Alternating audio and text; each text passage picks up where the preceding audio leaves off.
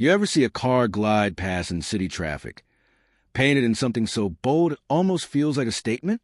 Not flashy, not loud, just confident. That's the 2026 Renault Captur in its new signature yellow, bright, unapologetic, and as fresh as the car it wraps. This isn't just a facelift. It's Renault doubling down on compact crossover charisma, and this time they're not holding back. Welcome back to the channel where style meets substance, where we celebrate the vehicles that do more than just move people. They move the game forward. Today, we're looking at the all-new 2026 Renault Captur. And while it might live in the ever-crowded urban crossover segment, make no mistake, this one's playing its own tune. Now in its third generation, the Captur has matured into one of the most balanced compact crossovers on the market. And for 2026, it doesn't just wear a new face, it carries a new attitude. Up front, Renault's latest lighting signature, C-shaped LED DRLs integrated into a wider, more expressive grille, gives the Captur real visual presence. The bonnet's been subtly reshaped, and the surfacing across the flanks is cleaner, tighter, like a designer finally got to finish their sketch. But it's not just about looks. Under the skin, the 2026 Captur rides on an evolution of the CMF-B platform, refined for better NVH, sharper dynamics, and improved electrification. And it shows. Around town, it feels planted and nimble. The electric-assisted steering has more weight, more accuracy. Even the suspension, McPherson up front, torsion beam in rear, feels better damped, especially over rough city asphalt. Powertrain options remain familiar, but better optimized. A 1.0-liter TCE 3-cylinder remains the frugal entry point, but the real gem is the E-Tech hybrid.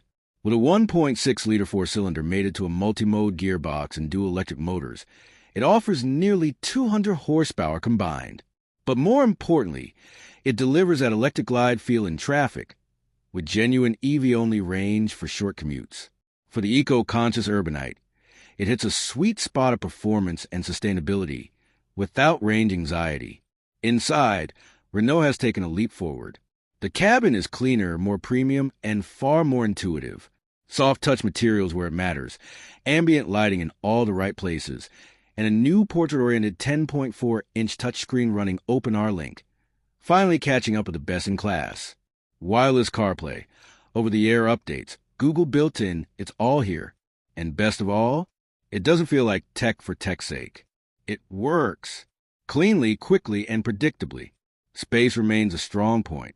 Rear legroom is best in class. The sliding rear bench, still here. Boot space, flexible and surprisingly generous. Renault hasn't forgotten this car needs to live with you, not just impress you, on a test drive. And the driving experience?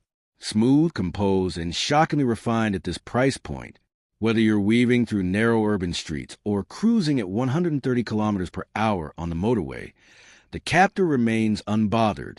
Wind and road noise have been tamed, and the hybrid system transitions between modes almost invisibly.